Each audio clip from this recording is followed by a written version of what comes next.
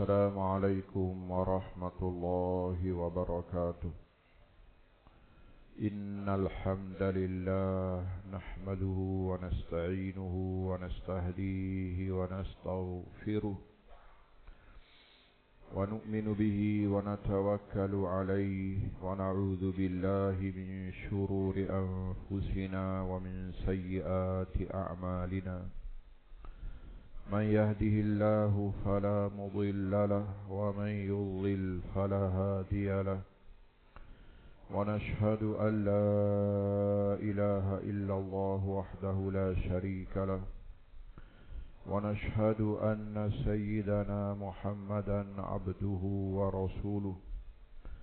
اللهم صل وسلم وبارك على محمد وعلى آله وأصحابه ومن دعا بدعوته ومن استنى بسنته إلى يوم الدين. أما بعد،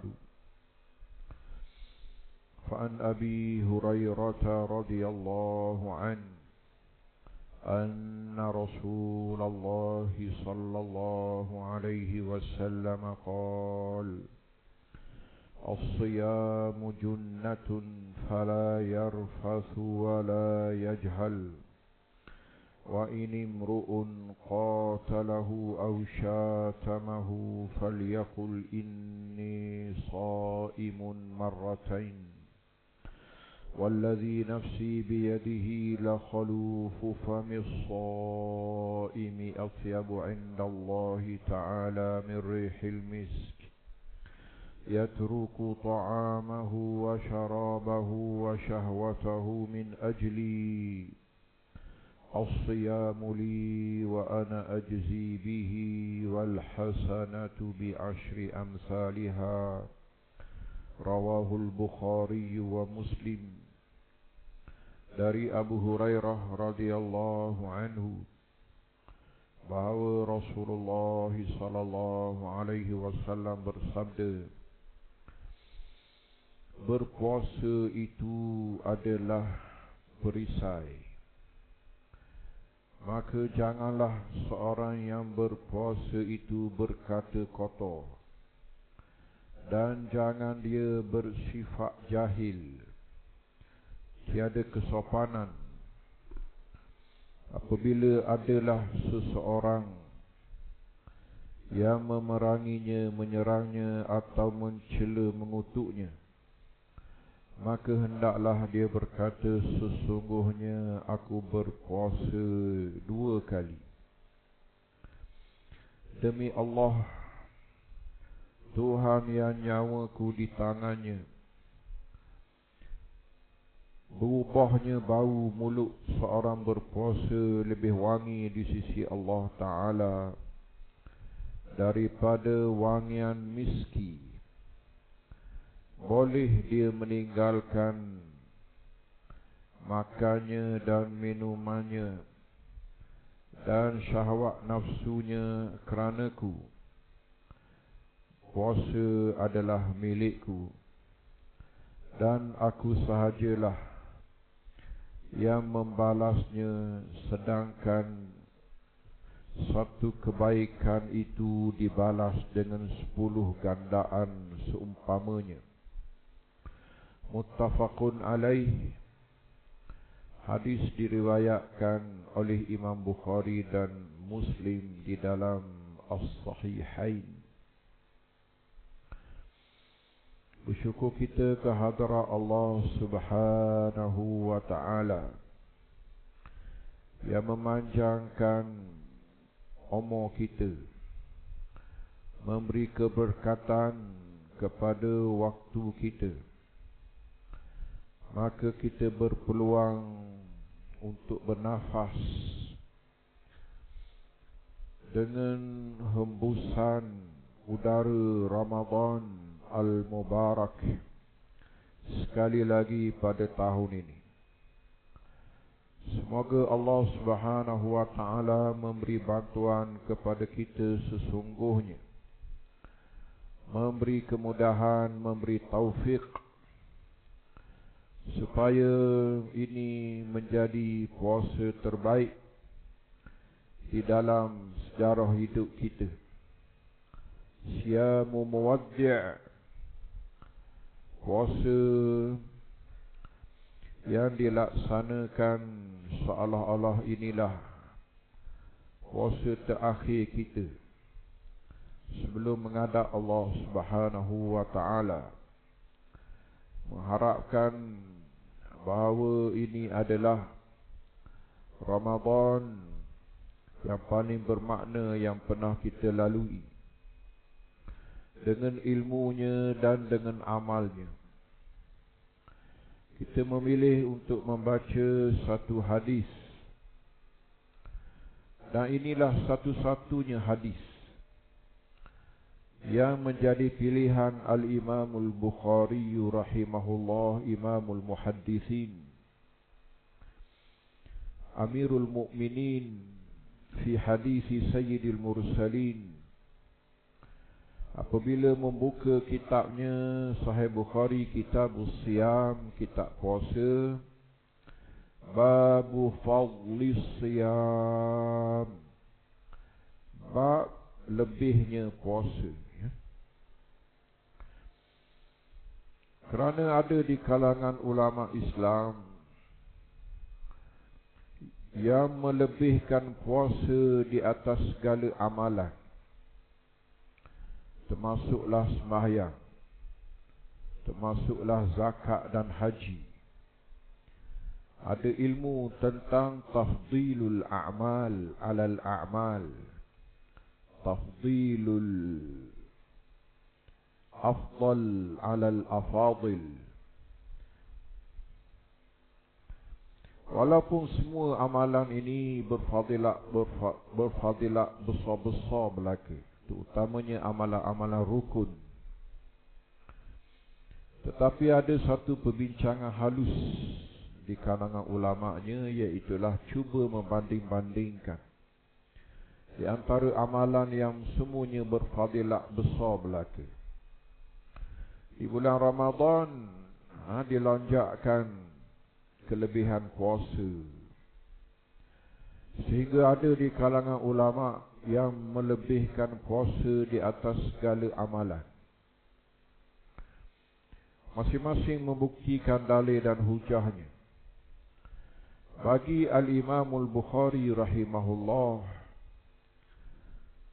jika puasa layak dijadikan sebagai sayyidul a'mal, pemulu amalan, maka inilah hadisnya.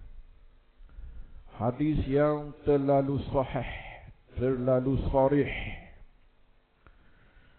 tahap kesahihannya tertinggi selepas kitab Allah,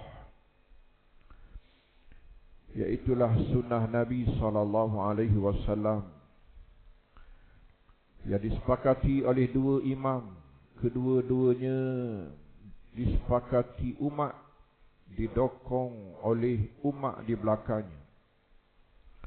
Al-Imamul Bukhari rahimahullah, dia bukan lagi individu, dia bukan lagi personality, dia adalah umat yang mendokongnya.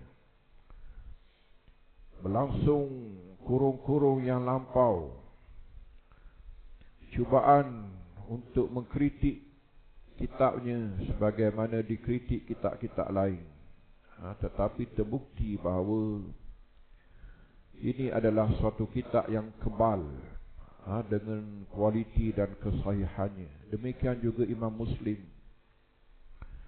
di belakangnya ialah umat yang mendokongnya, diterima baik oleh sekalian umat, ulama-ulama daripada pelbagai bidangnya.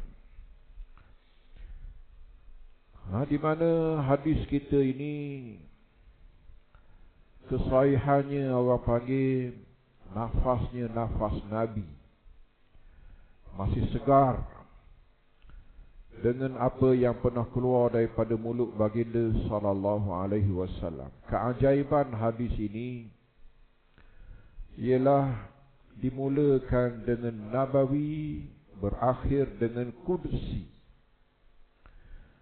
Bahagian pertama Nabi bercakap bagi pihak dirinya, Puncaknya tanpa sedar tiba-tiba telah dinasabkan kepada Allah Subhanahu wa taala.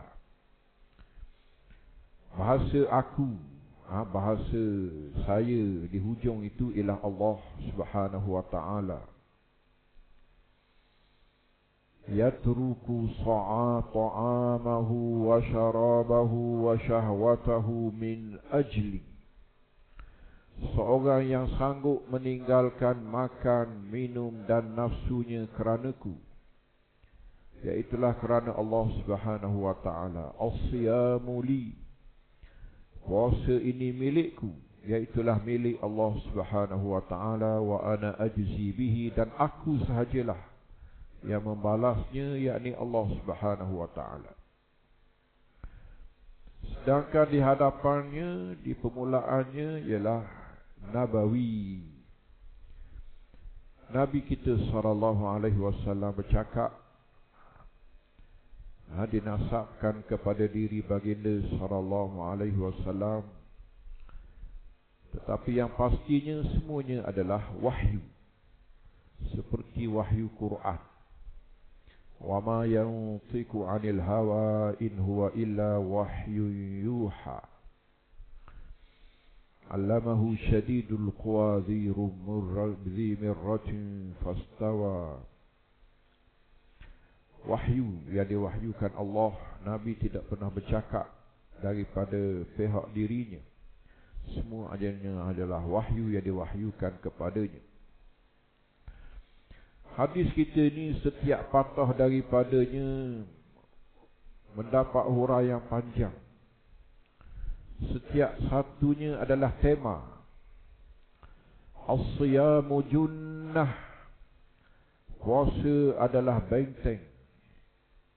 Ini tema tersendiri. Fala yarfathu wa la yajhal, wa in imru'un qatalahu aw syatamahu falyakul inni sha'im marratain. Hari puasa tidak harus berlaku percakapan kotor, tidak harus berlaku tindak tanduk bodoh. Jika diserang sekalipun, dicela sekalipun, dia tidak menjawabnya. Jawapannya hanyalah aku seorang yang berpuasa. 2 kali ditujukan kepada dirinya supaya dia tidak melatah, dan ditujukan kepada pencelanya supaya memberhentikan serangan dan kecamannya.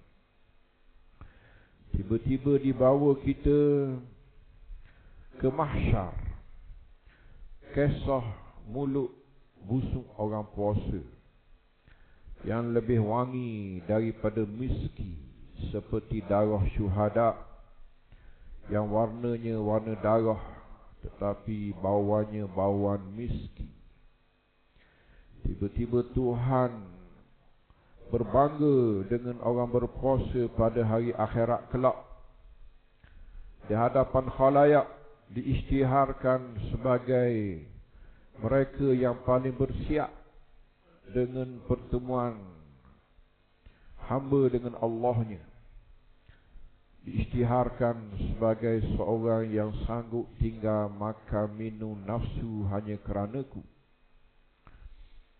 Dan tiba-tiba diangkat puasa puncak di hadapan khalayak kebesaran keramaian. Puasa hari itu bermaharajalela, berkerajaan, berkuasa, ada sultah, ada salahiyah.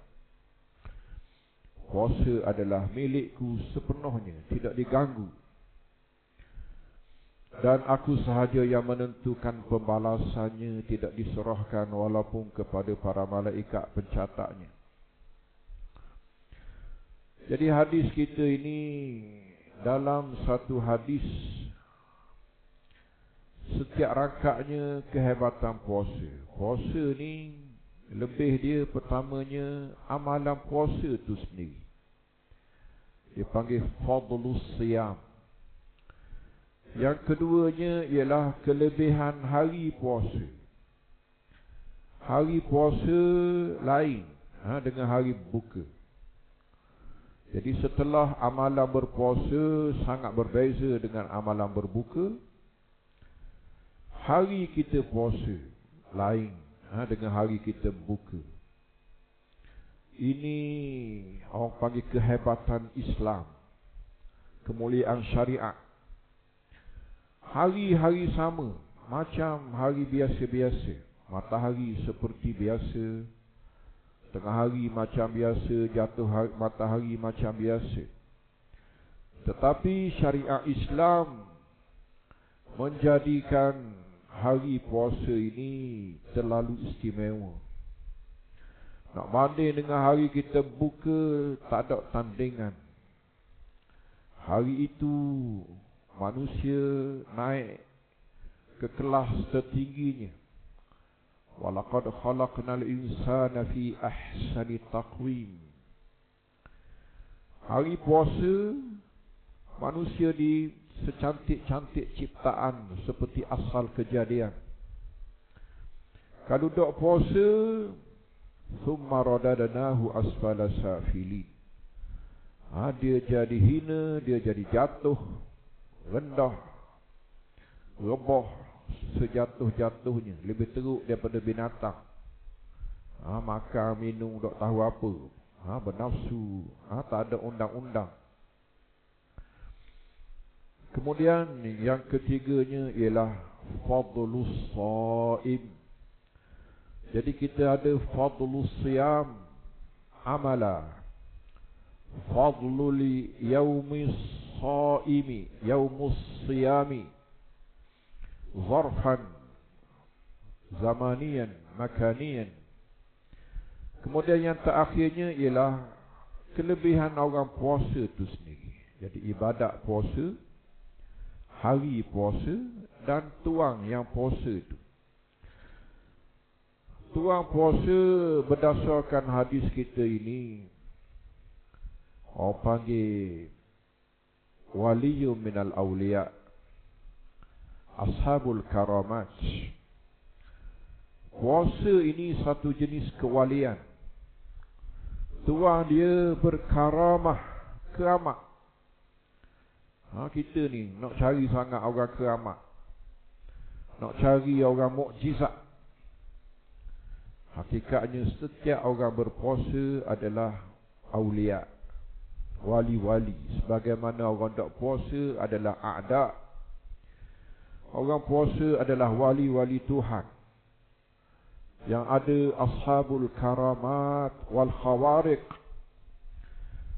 Ada karamah-karamahnya yang mencarikan adab, yang ada kesaktiannya, ada keajaibannya.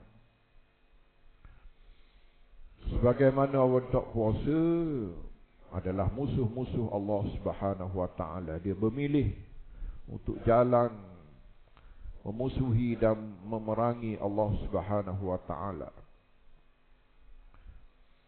Kemudian kelebihan ini di muka dunia dan di hari akhiratlah puncaknya. Di sisi manusia dan yang lebih utamanya ialah di sisi Allah Subhanahu wa taala. Hadis kita ini mula dengan definisi paling luar biasa. Kita asal nak baca kitab fiqh. Kitab Fiqh Siyam di samahati Syekh Dr. Hasan Hitu, insya-Allah ada ruang kita bacalah. Bahawa ni pun kita dah mula ya. Ini seorang guru daripada Syam. Dulunya bergabung ramai tulis Fiqhul Manhaji. Ramai dah pengarang-pengarang yang bersamanya meninggal dunia. Dia masa tu budak. Kata orang muda mencatat bagi guru-gurunya. Hari ini dia guru besar.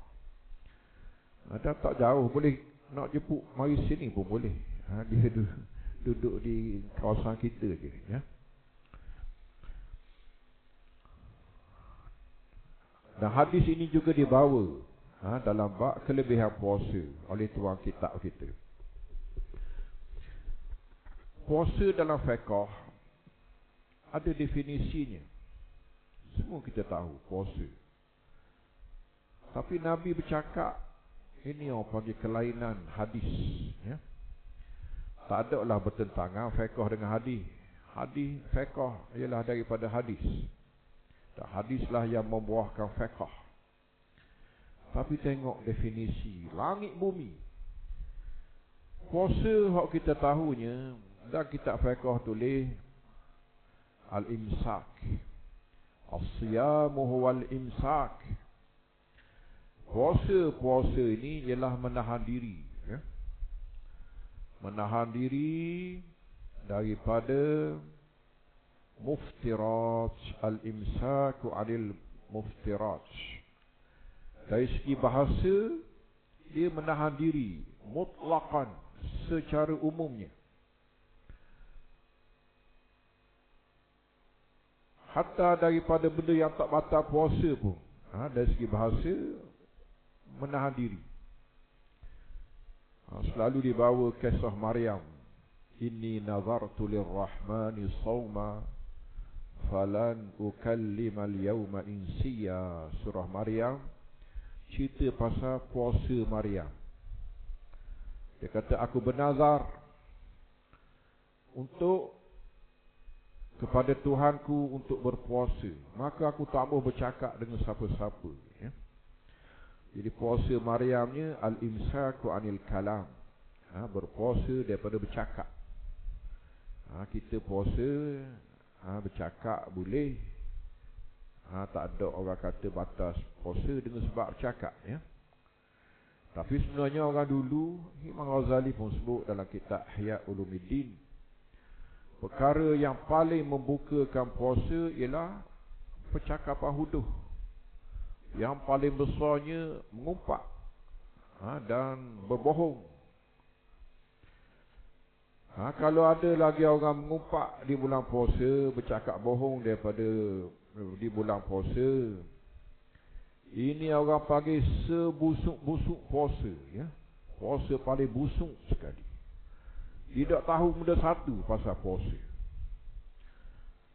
Sebabnya yang kita menahan diri hari ni tu semua barang halal. Kita tak makan tu makanan kita sendiri, bukan makanan orang. Makanan orang memang kita tak makan. Tapi bulan puasa ni yang kita diharamkan makannya ialah makanan kita. Dalam peti kita, kita masak tadi, sahur dah habis lagi. Tapi tak boleh makan tu. Makanan kita. Orang panggil al-imsaku 'anil halal. Yang kita tahan diri itu barang halal belaka. Minuman, bukan minuman orang, minuman kita halal. Isteri kita. Bayar mahal dulu. Apa nama mas kahwinnya. Hak kita. Tapi diharamkan dengan sebab puasa. Jadi kalau ada orang mengumpat di bulan puasa, orang bercakap bohong di bulan puasa, maka ni orang panggil punah ranah puasa dia. Seburuk-buruk puasa. Salafus soleh dulu dalam mazhab fiqh pun mereka bincang tentang adakah mengumpat ini membatalkan puasa ataupun tidak. Ramai di kalangan salafus soleh dulu kata batal puasa dia. Sebenarnya puasa dia tu memang Tuhan tak terima dah. Tapi dari segi fiqh ni maksudnya puasa dia tak sah dan dia kena qada puasa itu kerana hari itu dia mengumpat dan dia bercakap bohong, ya. Dan sepatutnya begitulah sebenarnya. Sepatutnya begitulah, ya. Ini fiqh lain lah. Kata al-fiqhul khas. Tak batal puasa. Ngumpat apa, tak batal dari segi fiqh. Maksudnya qadaan. Kalau masuk mahkamah syariah, Tok Qadhi kena kata puasanya dah sah, ya. Sebabnya dia tak makan, dia tak minum, dia tak bersetubuh siang hari, tak batal puasa dia, tak muntah secara sengaja, maka puasa dia sah. Tok Qadhi kata sah lah. Itu qadhi dunia apa ni, ya. Memang begitulah hukum fiqhnya. Tapi hakikatnya Kalau dia buat benda-benda haram di bulan puasa ini, Imam Ghazali menamakannya kaman bana qasran wa hadama misran.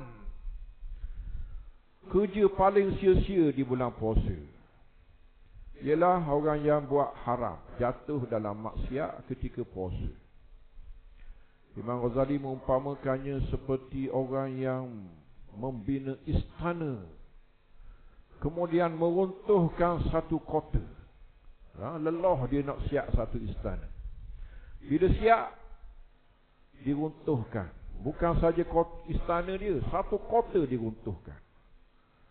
Jadi itu diumpamakan seperti orang yang menahan diri daripada makan yang halal, minum yang halal, nafsu yang halal. Kerana puasa, tiba-tiba yang dia langgarnya bukan yang halal saja, dia langgar yang terang-terang haram. Barang ni bukan haram bulan puasa saja, bulan tak puasa pun haram. Tiba-tiba kita langgar dia di bulan puasa yang kita tinggalkan barang halal, ya. Sebab itulah dalam hadis kita ini, Nabi bahasanya bukan bahasa fiqh yang kita kenali. Bahasa fiqhnya as-sawmu imsakun. Al-imsaku minal muftirat min tulu'il fajri ila ghurubi syamsi ma'aniyati taqarrubi ila Allahi wa ta'abbudi. Menahan diri daripada perkara yang membatalkan puasa. Makan, minum, bersetubuh, muntah sengaja, daripada terbit fajar sehinggalah tenggelam matahari di bulan Ramadan. Kalau puasa fardu Ramadannya dengan niat ibadat, ada niatnya, niat ibadat, ya. Hari pertama ni orang bincang bab niat lah, ya. Innamal a'malu bin niyat, sabda Nabi kita SAW. Wa innama likulli imri'in ma nawa. Semua amalan datang dengan sebab niat, dan bagi setiap orang hanya dapat apa yang dia niatkan. Hadis ni sebenarnya hadis akidah, tapi kita banyak baca dalam bab syariah fiqh. Tak ada masalah, boleh. Maka adalah perbahasan fiqh niat ini. Mazhab kita Syafi'i, niat tak ada pilihan, melainkan tiap-tiap malam. Qaulan wahida, itu saja pendapatnya, ya, tak ada pilihan. Bukan mazhab Syafi'i saja, Jamahir dia panggil. Mazhab itulah mazhab Syafi'i, itulah sebelumnya mazhab Hanafi, dan selepasnya ialah mazhab Hambali. Kena tiap-tiap malam. Kerana setiap hari adalah puasa baru. Mana boleh kita niat hari ni mentang-mentang kita bangun pagi, kita niat, kita pakai niat lalu dah. Niat sembahyang subuh, zuhur, asar, maghrib, isya, pakai sekali. Pakai niat masa subuh ni je. Jadi ke tak? Ini hujah mazhab kita Syafi'i lah. Ya, setiap ibadat tu mustaqillah, tersendiri, ya. Jadi subuh kita kena niat subuh, zuhur kaki kena niat lain pula, asar kaki kena niat lain pula, maghrib kena niat lain. Jadi setiap hari kena niat, ya. Satu pendapat saja, tak ada pendapat lain. Tetapi inilah orang panggil kelawasan, ya, kelapangan apabila ada khilaf. Khilaf ni bagus, apa ni? Ada perbezaan pendapat, memberi kelapangan, memberi nafas, ya. Dulu ada seorang alim besar di Madinah, cucu kepada Abu Bakar As-Siddiq. Tapi dia banyak diam, orang tak sohu. Tapi dia sebenarnya pewaris ilmu Abu Bakar.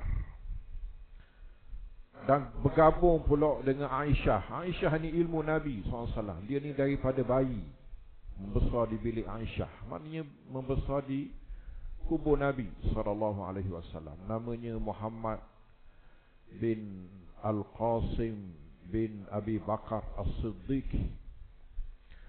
Dia kata, aku tidak suka jika sahabat-sahabat, ulama-ulama bersepakat. Dia kata, aku tak suka ulama pakai satu pendapat je. Kerana jika mereka bersepakat, maka kita tak ada pilihan, dia kata. Tetapi aku suka jika mereka berbeza pendapat. Jika mereka berbeza pendapat, maka ada nafas, ada kelapangan. Bab niat puasa ni, mazhab kita Syafi'i sendiri, semua kitab akan sebut tentang mazhab Maliki, guru kepada Imam Syafi'i kita. Pendapat dia pelik, tapi sangat memberi kelapangan. Orang sebut di mana-mana, Suhu Imam Maliki ni dengan pendapat inilah. Iaitulah dia sahaja imam yang mengharuskan untuk niat sebulan terus. Niat sebulan terus.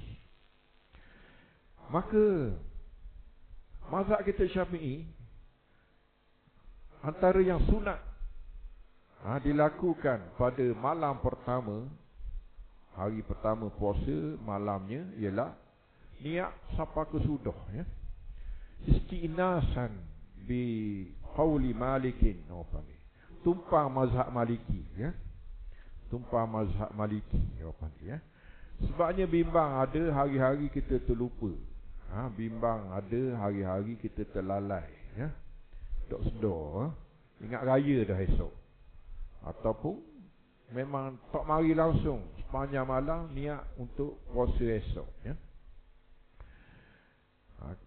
tapi kalau kita pernah niat sekaligus, maka ada harapan untuk jalan keluar apa ni, ada mazhab yang mengharuskannya, walaupun bukan mazhab kita Syafi'i lah, tapi semua mazhab antara yang sunat pada malam pertama Ramadan dalam kitab-kitab Syafi'i kata ialah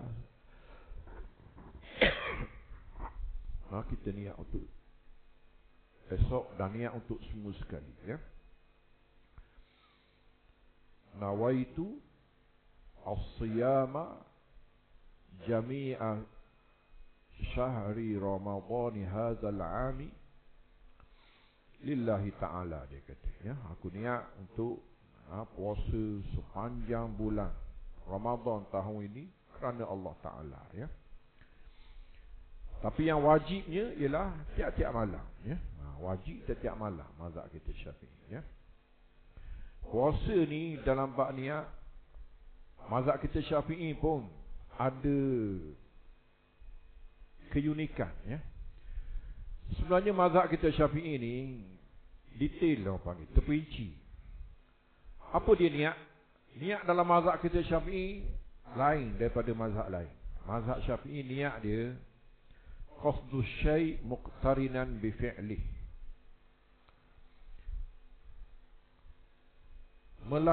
berniat sesuatu terikat dengan amalan.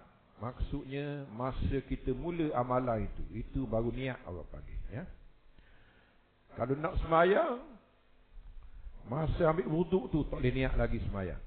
Masa keluar rumah kita kilahkan air pun tak boleh niat sembahyang lagi. Kita pakai selipar nak turun masjid, itu tak boleh niat lagi, Bila niat? Masa takbiratul ihram, baru niat, orang panggil.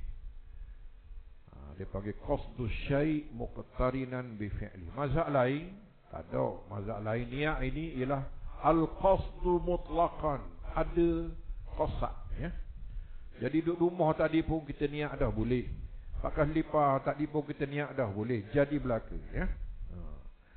Imam Syafi'i kita dia imam bahasa, dia kata niat, innamal a'malu binniyat. Nabi guna perkataan niat. Niat dia lain daripada azam, daripada qasad, daripada iradah, daripada masyiah.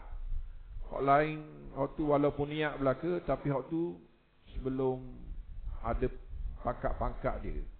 Niat ni hak tinggi sekali, iaitulah masa buat dah. Tetapi tengok, ini hujah mazhab lain bahawa mazhab kita Syafi'i dalam bab ni tak betul, dia kata. Sebabnya puasa. Puasa kalau ikut pada kaedah mazhab kita Syafi'i ni, bila niat tu pok-pok kita kena jadi tok bila belaka. Kena tengok molek waktu tu. Keluar fajar baru niat, ya. Kalau ikutlah. Tapi dalam bab ni sepakat kerana ada hadis terang benderang. Iaitulah sabda Nabi sallallahu alaihi wasallam,